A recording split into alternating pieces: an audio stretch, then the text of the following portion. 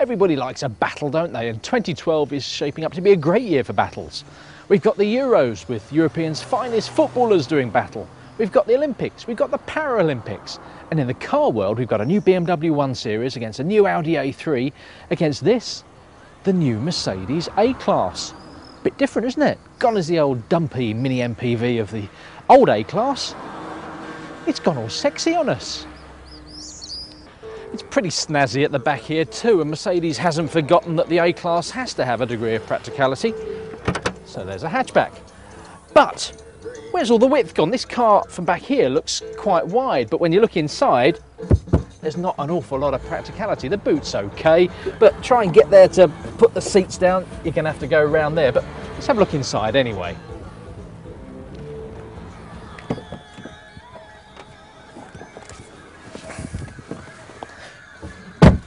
Okay, so I know I'm a big bloke, but I've set the front seat up for me and I'm sitting behind me, and knee room is pretty good.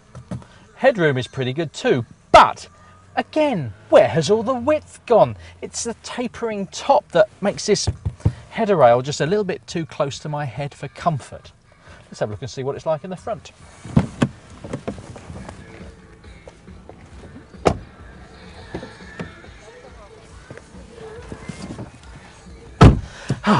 Much better. Great driving position, lovely steering wheel.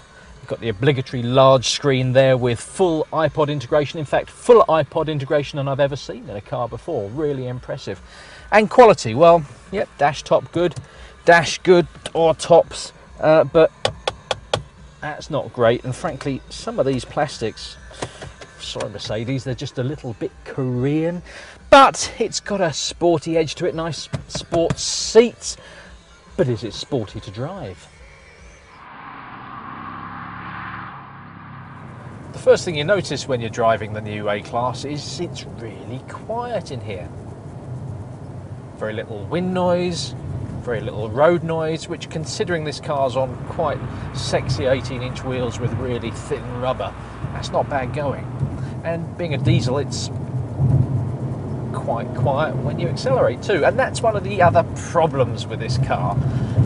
It's not particularly fast, and the gearbox, it's got a clever double clutch gearbox, but it just doesn't react quickly enough. Yes, there are flappy paddles with which you can override the gearbox, but you really have to get any form of performance, and the gearbox just wants to come out of that manual mode far too quickly. Really annoying at times.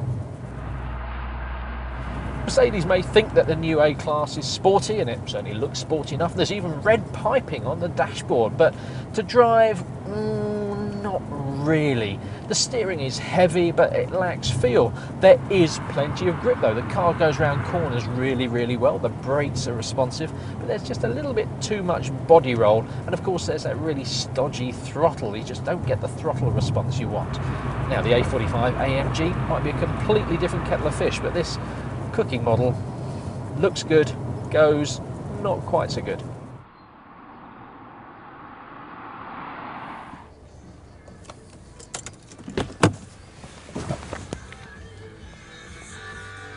So that's the new Mercedes A-Class, and I like the way it drives. It's a slightly softer approach than some of its rivals, but I'm a bit disappointed by the quality inside.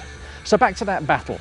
Which one would I choose? The Audi A3, the BMW 1 Series, or this new Mercedes A-Class? Well, we haven't driven them all together, but on looks alone, this one has to win.